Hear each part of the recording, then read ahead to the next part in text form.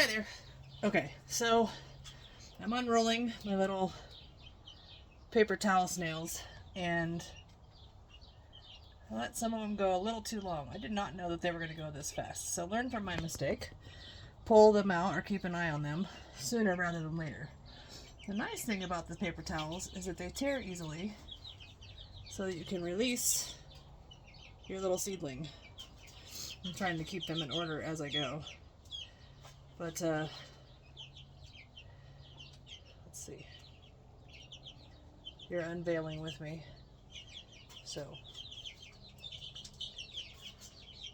see, look, there's no tentacles, so it came right out of the paper towel. Super easy. This one I'm going to go ahead and help out because it's got two different spots. So, I folded a paper towel in half, and some of the roots went between the paper towels. So I guess it's a nice buffer for not getting tangled with each other. But let's see. Where else are we stuck? Aha, there's more.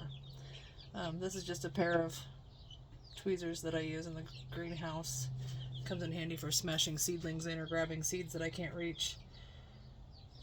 Not smashing seedlings in, but smashing seeds into the dirt. So, okay, so you can see, there we go. And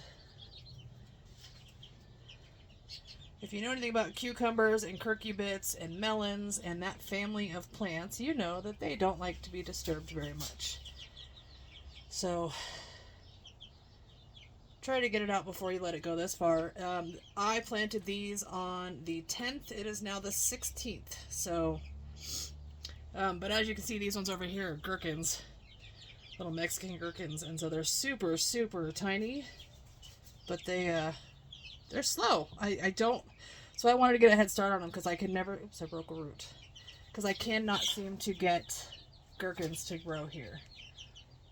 And so I really want to give it a head start. Also, I usually don't plant in the ground until the first week of June, and that is entirely dependent upon the 10-day forecast. I have had to plant as late as like June 15th. So, it all just depends on the weather, because we get a frost in June almost every year. It's very rare that we don't. And if we don't get it the first week, we get it the second week, which... Of course, by then the plants are in the ground and all that. So, I have to get all this stuff in the ground as soon as possible because I might be having a procedure done on my spine. So, okay. So that's what it all looks like. You can see these ones have sprouted, but they're not stringy yet. I have cups of dirt. I drilled holes in the bottom. See? Drills holes in the bottom. I'm using big giant cups because they're already sprouted, and when I go to transplant later, I don't want to disturb them if possible. So that's my plan. And then that way they have a lot more room. I got these at Costco last year. I never ended up using them last year because I used all the seed snails, but I also didn't do corn ahead of time, and I didn't do these ahead of time. And this year I'm trying to get a jump start because I feel like my yield has been significantly less than in years past. So I'm trying to keep that from happening. But in case you're curious, these are melons, also from the 10th. These are, oh, I think these are winter squash. I forgot to label one. Pretty sure that was it. And then these ones, winter squash number 2.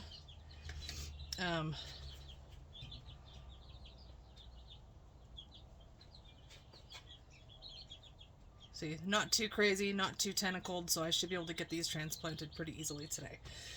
But, yeah, these are very successful as far as sprouting. I got some watermelon right there. And one of these has loofah seeds in it. This is a winter squash. I have pictures of what I planted. But, oh, those ones aren't doing very happy. Maybe they need a couple more days. So I'll plant. I should have unrolled it, planted them, tagged them, and then put the ones back. I think this is the one with the loofah seeds in it. Yeah, miscellaneous. Like I said, I have a picture with the seeds next to it, but I think these are big old Hubbard seeds. Baby, I'm on the... And look, there's my loofahs. Those are loofahs, and that one's sprouted, and that one's sprouted. So, this one's just barely starting, though. See? So anyways, this is a great way to get them sprouted. I'm pretty happy with it. I had them in a cup in my dome on the heat mat in the greenhouse. So I'm sure if you have a windowsill or a decent temperature in your house, you probably wouldn't need all that, but I don't have a decent temperature in my house, so I did it out here. So anyways, I'll finish up momentarily.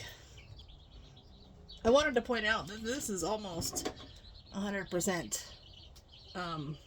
sprout rate. I have one here that's sketchy. These are sprouting.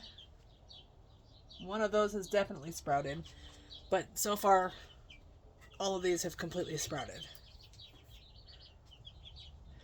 Okay, so I got the one on the end replaced. I just shredded the, oh, there was two more in there.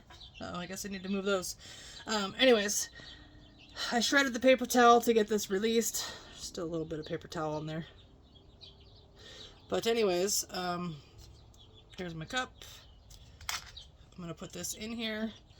You can see how high I'm keeping it so I can put lots of dirt in there. I only need these to stay in the cups for 2 to 3 weeks, hopefully. If I can make it that long and they don't get root bound, then I am doing pretty good. But today is what, May 16th? Yes, today is May 16th. So I have 2 to 3 weeks before I can get these in the ground. So hopefully they don't get root bound. But that's it. Holes in the bottom of the cup, dirt, plant, top off with the dirt. Ta-da! So I'll figure out what I have there and go from there.